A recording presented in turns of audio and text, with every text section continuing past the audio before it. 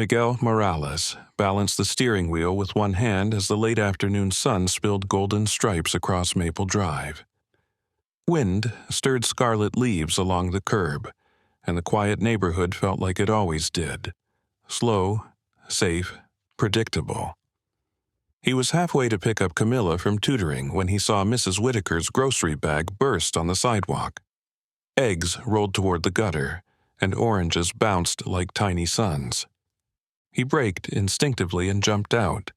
"Let me help you," he said, crouching beside the elderly woman.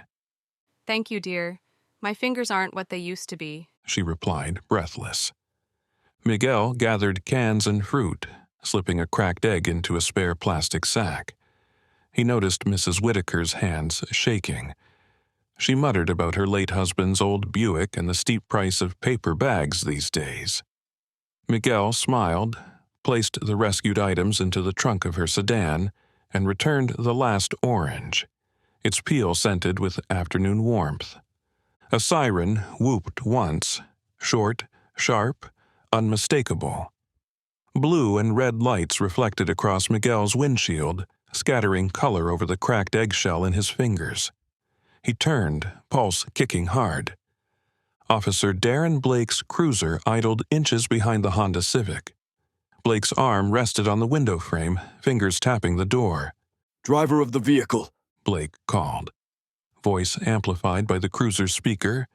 "Step back and keep your hands where I can see them." Mrs. Whitaker froze. "He was only helping me," she whispered. "It's all right," Miguel said, forcing calm into his voice. He raised both hands, the orange still in one palm, sticky with juice. He could almost hear his mother, "Breathe, Miguelito. Stay polite. Stay alive." He walked the few yards to the Honda, lights flashing across his sweatshirt. A neighbor's dog barked once, then fell silent, as if the whole street held its breath. Blake emerged, tall, uniform crisp, mirrored sunglasses hiding his eyes. "You own this vehicle?" he asked. "It belongs to my mother, sir. Miguel answered. Registration's in the glove box." "Your license on you?" "Yes, sir." Miguel offered the card. He noticed how his brown skin looked darker under the strobes. Blake studied the license longer than necessary, then sniffed the air. "Smells like weed out here," Blake said. "I don't smoke," Miguel replied, careful to keep frustration buried. "That right. Step to the front of the car, hands on the hood." Heat radiated from the engine. Miguel placed his palms flat on the metal, orange rolling away and landing beside the front tire. Sweat pooled under his collar. Somewhere behind him, Mrs. Whitaker whispered a prayer. Blake's radio crackled. "Unit 7-3. Need backup?" "Send another," Blake answered. "Possible stolen vehicle." Miguel closed his eyes. The hood thrummed beneath his fingertips, warm and unforgiving. Inside his chest, anger and fear warred for space, but he kept both locked behind his teeth. The approaching wail of a second siren sliced the air. Noise swelled as the second patrol car arrived. Officer Jenkins, broader and younger, positioned himself by the Honda's rear bumper, palm hovering near his holster. Blake walked a slow circle around Miguel. "Where were you headed?" "To pick up my sister from school," Miguel said, voice steady. "Pretty nice car for a kid. Mind if I search it?" "My mom's car is clean, sir. You don't have consent." Blake's jaw flexed. "No consent needed if I smell probable cause," he said. He snapped on latex gloves with deliberate flair, each pop loud in the quiet street. The sun dipped lower, shadows stretching long. Neighbors peered from porches, phones raised. Miguel's pulse synced with the rising digital chime of recording apps. Blake leaned closer, nose inches from Miguel's ear. "I can cuff you right now," he whispered. "Make this easy." Miguel's shoulders tightened. A memory flashed, his mother at the kitchen table explaining protocol. If you're stopped, don't argue. Record mentally. Survive first. He inhaled until the scent of engine oil replaced panic. Blake stepped back, metal cuffs dangling from his finger. Stolen vehicles mean cuffs first, questions later, he announced. Miguel's cheeks burned. Words crowded his throat. I did nothing wrong, but he swallowed them. He felt the weight of every gaze on the block, the unspoken verdict forming behind curtains. The cuffs clinked open. A thunder of tires on asphalt interrupted. A black SUV screeched to a halt beside the scene. The engine idled, growling like an unsheathed warning. The driver's door flew open, and Elena Morales strode out. Badge gleaming against her navy blouse, eyes dark with fire contained only by purpose. "Step away from my son," Elena said, voice low yet carrying farther than the siren's echo. Blake froze, cuffs midair. Jenkins shifted his stance but didn't draw. Miguel exhaled a breath he hadn't realized he was holding. Relief flooded him, chased instantly by embarrassment. His mother's presence lit every window on the street. Blake cleared his throat. Ma'am, this is an active stop. "Elena Morales, Internal Affairs, Badge 1746. She cut in, presenting the ID. State your probable cause, officer." Neighbors' phones pivoted toward her. Screens filled with her steady profile and Blake's sudden pallor. The orange at the tire's edge glowed in the flashing lights like a small sun refusing to set. Miguel straightened, palms leaving the hot metal. The burn on his skin lingered, a silent brand of the moment. He met his mother's eyes. Pride and shame collided inside him, indistinguishable. Blake's lips parted, searching for authority that had already slipped from his grasp. Ma'am, I detected an odor of marijuana. "My son doesn't smoke." Elena said. "Your field test kit handy? Or was this intuition?" Silence thickened, broken only by the cruiser's rotating lights and the distant hum of evening insects. Jenkins glanced at Blake, then at the phone's recording. He stepped back. Miguel's heart pounded, but he found his voice. "Mom," he whispered, barely audible. She didn't turn. Her stance remained between him and Blake, a living shield forged by 2 decades in uniform and 16 years of motherhood. For a moment, Maple Drive listened to the sound of a system shifting on its hinges. Blake lowered the cuffs, but Miguel saw his thumb tighten on the metal. A single thought flashed through the boy's mind. This isn't over. Not here. Not ever. Elena Morales stood between her son and the officers, shoulders squared, her internal affairs badge gleaming like a second sun against the fading light. A hush spilled over Maple Drive, broken only by the rumble of the cruiser engine and the soft buzz of recording phones. Officer Blake swallowed. Ma'am, I detected the odor of marijuana, and the driver was acting nervous. "My son is 16, driving his mother's registered vehicle and helping a neighbor," Elena said. "Those facts don't meet reasonable suspicion, let alone probable cause." Blake shifted his weight. The scent was strong. "Produce your body cam footage," Elena cut in. "Let's hear the moment you smelled it." Blake glanced to his chest. The small camera's lens stared back at him, blank. A red light, recording, should have been blinking. It was dark. Camera malfunction, Blake said. Elena's eyebrows lifted. "Both units?" Officer Jenkins cleared his throat. "Mine's operational," he said, tapping the glowing diode on his vest. His admission left Blake exposed. Miguel's gaze drifted to the abandoned orange at the tire. Juice trickled across the asphalt, bright and sticky, a slow-motion clock marking each second of silence. Elena spoke again, voice low. "Return my son's license. Remove him from the hood." Blake's lips tightened. He flipped the cuffs closed and slid them back onto his belt. Driver, hands down. Miguel eased upright. Heat lingered on his palms, imprinted by the metal and the moment.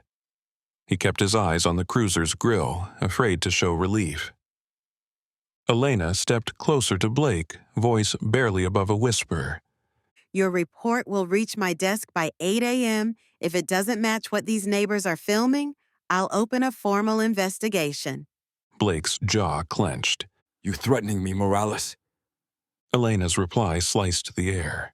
I'm reminding you whose oath you broke the second you profiled a child. Across the street, a porch light snapped on.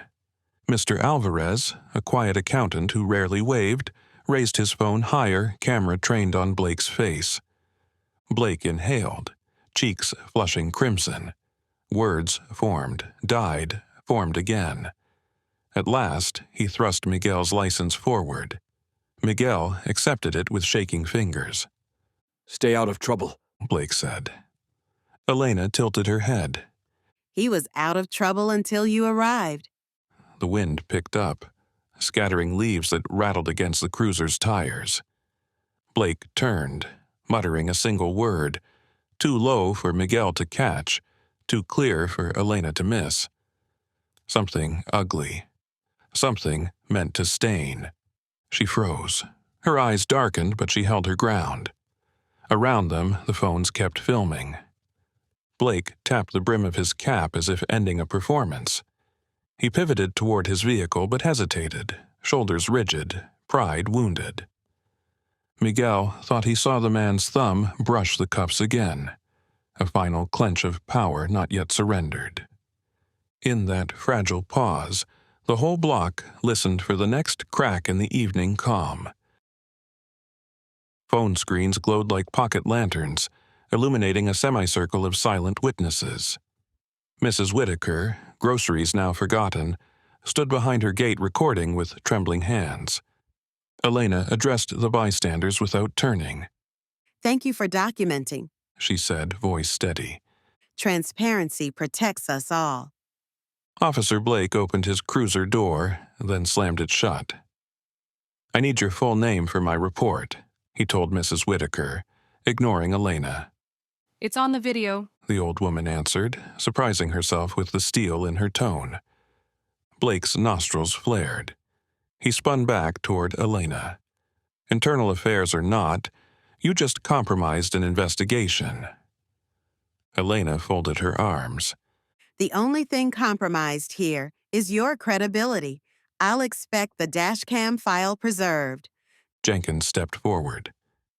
Sergeant Blake, maybe we should radio the lieutenant. Blake shot him a look that froze the younger man mid-sentence. Get in the car, he ordered. Jenkins hesitated, then obeyed. The tension shifted. Power lines hummed overhead, alive with the charged dusk. Blake faced Miguel. You're free to go, he said, voice flat. Miguel's throat felt lined with sandpaper. Yes, sir. He moved to the Honda's door, each step measured, keys rattling like ice in a glass. Elena remained between her son and Blake. I'll walk him. She said. Blake's lips curved into something too thin to be a smile. Under his breath, yet loud enough for the phones, he murmured, "Lucky break for a thug." Gasps scattered through the crowd. Elena's hand twitched, but she kept it at her side. Her reply was a single sentence, spoken with the quiet of a courtroom gavel.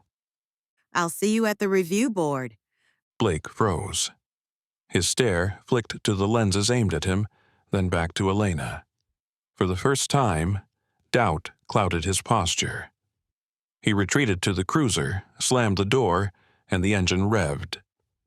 Miguel slid into the driver's seat, hands tight on the wheel. Elena rounded the hood and entered the passenger side.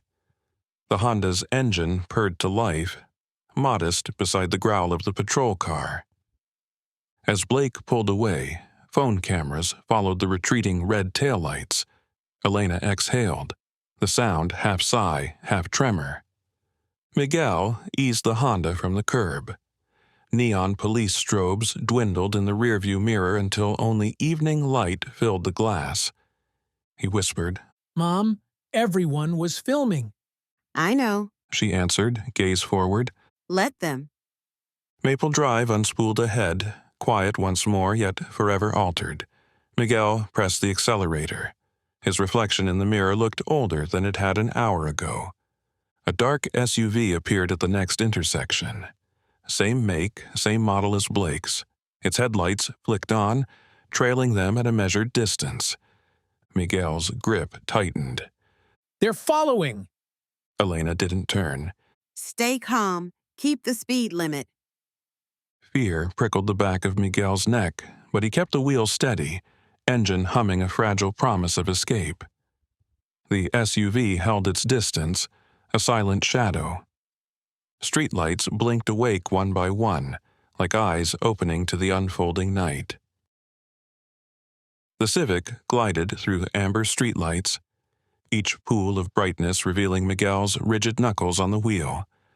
Behind them, the dark SUV kept a courteous 20 yards, close enough to loom, far enough to claim coincidence. Elena watched the side mirror, voice measured. Turn right at Oakwood. Stay on the main road. Miguel obeyed. He fought the urge to glance back. The mirror already told him everything. Is it them?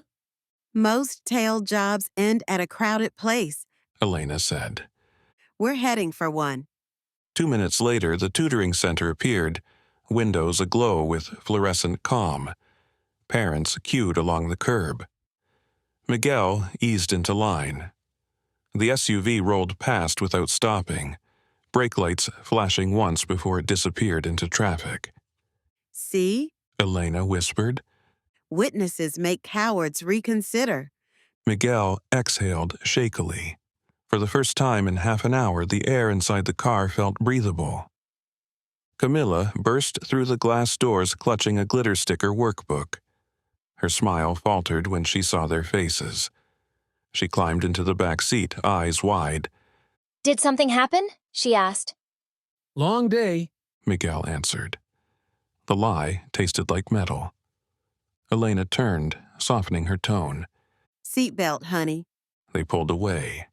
The radio, still tuned to an oldie station, hummed a saxophone solo that seemed to mourn the evening. Camilla flipped pages in silence until she could no longer bear the weight pressing on her brother. Miguel, you okay? He cleared his throat. I'm fine. The chorus of streetlights floated past. Elena rested a hand on the dashboard, fingertips drumming an anxious rhythm. At a stop sign, Miguel spoke, barely louder than the engine. Why me? The question drifted between them, fragile and heavy. Elena chose her words like stepping stones over deep water. Because some people see danger where there's only difference. Camilla leaned forward. What does that mean? It means Miguel said, voice rough. people will judge us before knowing us. They reached their small brick duplex. Porch bulbs spilled amber onto cracked concrete. Miguel killed the engine. For a moment, the world held its breath.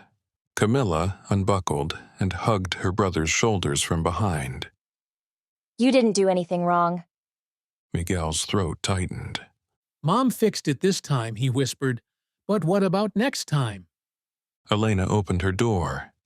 Next time we fight harder, together. Now let's go inside.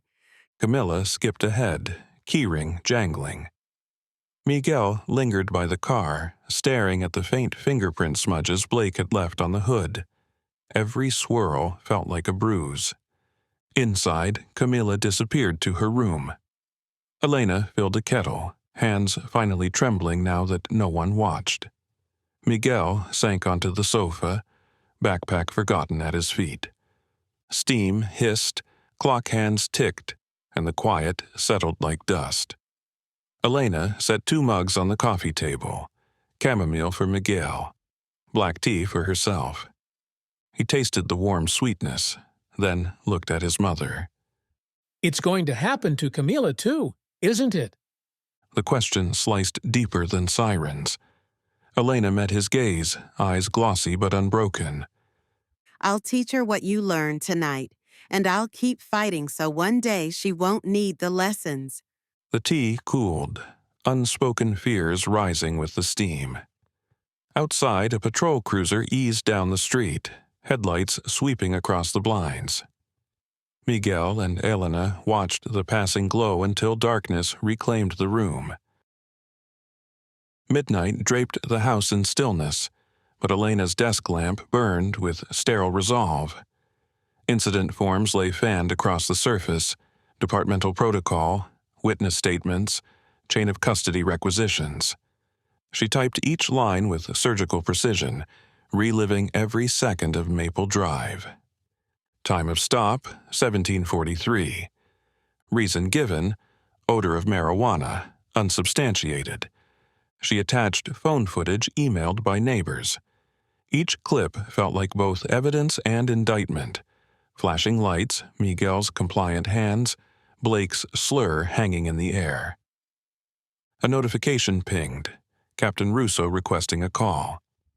Elena answered on the third ring.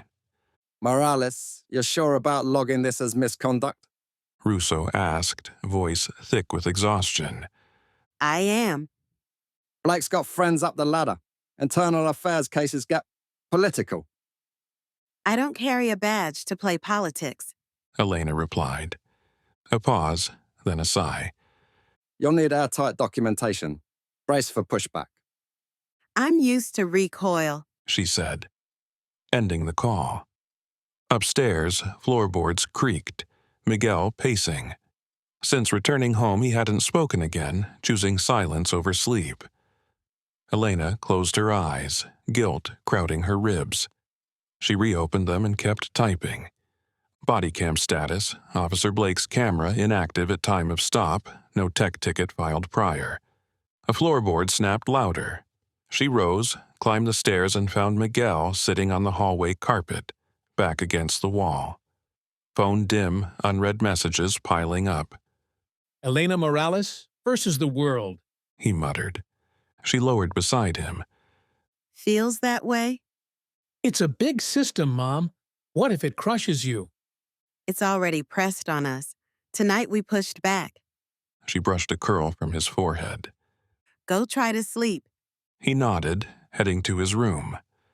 Elena returned to her desk. Hours later, the kettle clicked empty. Forms were signed, timestamps sealed. She scanned them into the IA server and sent copies to her personal archive. The house finally rested. Streetlights spilled faint orange through half-closed blinds, striping the living room floor. Elena rubbed her eyes, reached for her phone to set an alarm. Then the screen flashed with a new message from an unknown number. She opened it. A photograph filled the display, her own badge, bullet-pocked, nailed to a plywood silhouette at the department firing range. Beneath, a single line of text. You're not untouchable. Her pulse hammered. She zoomed in. Fresh splinters around the nail head, meaning the shot was recent. She checked the metadata, no location, timestamp scrubbed. A floorboard overhead creaked again, Miguel turning in restless sleep. Elena locked the phone, heart slamming against bone, and stood in the living room shadows. The system she served had aimed back. The night was suddenly small, walls pressing close. She walked to the window, parted the blind slats. A late-model sedan idled at the corner, headlights off, exhaust ghosting under the street lamp. As she watched, the engine revved and the sedan rolled away without lights, disappearing into the 2 a.m. hush. Elena let the blinds fall. In the dark glass, she saw her reflection. Badge at her hip, fear in her eyes, determination beneath both. She straightened. Not untouchable, She whispered, voice steel-thin. but not afraid. Still, the threat lingered like gunpowder in the air, promising that dawn would arrive carrying more than sunlight. Morning light seeped through low clouds, silvering the headstones of St. Dominic's Cemetery. Dew clung to the grass, brushing Miguel's sneakers as he followed Elena along the narrow path. She carried a single white carnation, the stem wrapped in blue ribbon, same shade as her uniform. They stopped at a granite marker carved with a shield and the name Gabriel Morales. The stone looked freshly washed, beads of water glistening in the grooves. Elena knelt and pressed the carnation into the damp earth. Miguel stood beside her, hands in his jacket pockets, chest tight. For a minute they said nothing. Wind rattled dry oak leaves overhead, a hollow chorus that made the world feel distant. Then Elena spoke, voice hushed like a church whisper. Your father died protecting a man who hated him. She said. He believed duty was larger than anger. Miguel swallowed. I was 5. I remember his laugh more than his face. Elena traced the engraved letters with her fingertip. He would be proud of how you handled yesterday. Miguel almost scoffed, but the cemetery stilled the sound. I froze, Mom. I couldn't even speak up for myself. You survived with dignity. She said. That is not freezing. That is choosing life over pride. He shut his eyes, images flickering, hands on the hood, cuffs gleaming, Blake's smirk. I hated that I needed you to save me. Elena rose, brushed dew from her knees and faced him. Everyone needs saving sometimes. Even your father. Even me. Miguel's gaze dropped to the stone. Do you ever wish you quit the force after he died? Every anniversary. She admitted. But quitting would not have changed the system that took him. Fighting from inside was the promise I made to this grave. Thunder rumbled far off, a low warning. Miguel looked up at rippling gray clouds. Feels like rain. Elena touched his shoulder. Storms pass. Truth stays. They walked back toward the parking lot, gravel crunching underfoot. Miguel felt lighter, yet raw, as though confession had peeled his skin. Nearing the Civic, he spotted something odd, a shadow hugging the tire. He quickened his pace. The left front tire sagged, air hissing through a fresh gash. Black spray paint scrawled across the silver hood, letters jagged and dripping. Rat. Elena stopped beside him, silence roaring in her ears. Miguel's pulse spiked. They followed us here, He said. Elena scanned the empty lot, hand resting on her badge. The sky darkened another shade, wind sharpening. She inhaled slow and steady, tasting metallic dread, then exhaled resolve. Call the tow. She said, voice iron still. We document, we repair, we move. Her eyes never left the painted word. Miguel raised his phone, thumb trembling over the camera button. The red slash across their hood burning into his memory like a brand too deep to scrub. A rain-washed dawn glimmered over Maple Drive 3 days later, pavement dark as polished slate. The Civic sat at the curb, new tire gleaming, paint buffed clean except for a faint ghost where the word had bled into clear coat. Miguel slid behind the wheel, Elena beside him, both wrapped in hoodies against the chill. Same loop. Elena said, fastening her seatbelt. Engine, signals, mirrors. Miguel followed each step, muscle memory fighting an undercurrent of fear. The engine turned over with a comforting purr. He eased from the curb, wipers sweeping mist from the windshield. Houses drifted past. Porches, swing sets, newspaper sleeves blinking neon orange. A jogger waved. Miguel nodded, grip steady on 10 and 2.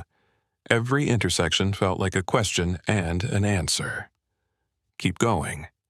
At the stop sign where Blake's cruiser had first appeared, Miguel paused, heart thumping. The intersection stood empty except for a crow perched on a mailbox, feathers ruffled against the drizzle. Breathe. Elena murmured. He did, filling his lungs with cold air that tasted like wet cedar. The crow flapped away. Miguel rolled forward, turning left toward Main Street where early commuters lined up at the light. Traffic nudged him into the flow. A police SUV idled 2 lanes over, decals slick under street lamps. Miguel's throat tightened, but he kept his gaze forward. The officer inside glanced his way, then looked back to the dash. Green light. The Civic moved with the tide, wipers ticking a calm metronome. Elena rested one hand on the dash, her other on her knee, posture relaxed but watchful. Camila asked why the car was at the shop. Miguel said after a block, voice soft. What did you tell her? Elena asked. That someone didn't like our bumper stickers. He managed a half smile. Elena chuckled, brief and low. She'll learn the full story when she's ready. Miguel navigated a roundabout, signals clicking, tires whispering across slick asphalt. Each smooth turn felt like reclaiming territory, inch by inch. They approached the school zone. Yellow signs flashed 25 miles per hour. Children with backpacks clustered at the corner, chatter rising through the dawn. Miguel slowed, watching a crossing guard lift a hand. A boy waved at the Civic, sneakers splashing through a puddle. Miguel waved back, surprised by the easy motion. Past the school, the road opened onto a tree-lined stretch where maples flamed gold against slate clouds. Miguel accelerated to 40, engine humming confidence. Raindrops jeweled the branches, catching first light like tiny lanterns. Elena studied her son's profile, jaw set, eyes forward, shoulders no longer braced. Pride swelled, tempered by the knowledge of battles ahead. At a quiet straightaway, Miguel spoke, words barely louder than the engine. Mom, are you afraid? She turned to the window, watching the blurred trees race by. Every mile. She said, voice calm. But fear teaches us never to park. Miguel let the sentence settle, warm in the cool cabin. He pressed the accelerator a breath deeper. The Civic glided on, leaving behind the echo of sirens, the stink of spray paint, the hiss of a slashed tire. Sunlight pierced the clouds, a single beam striking the windshield, scattering into pale rainbows across the glass. Miguel squinted, smiled, and kept driving toward the brightening horizon. Engine steady, road unwinding like a promise.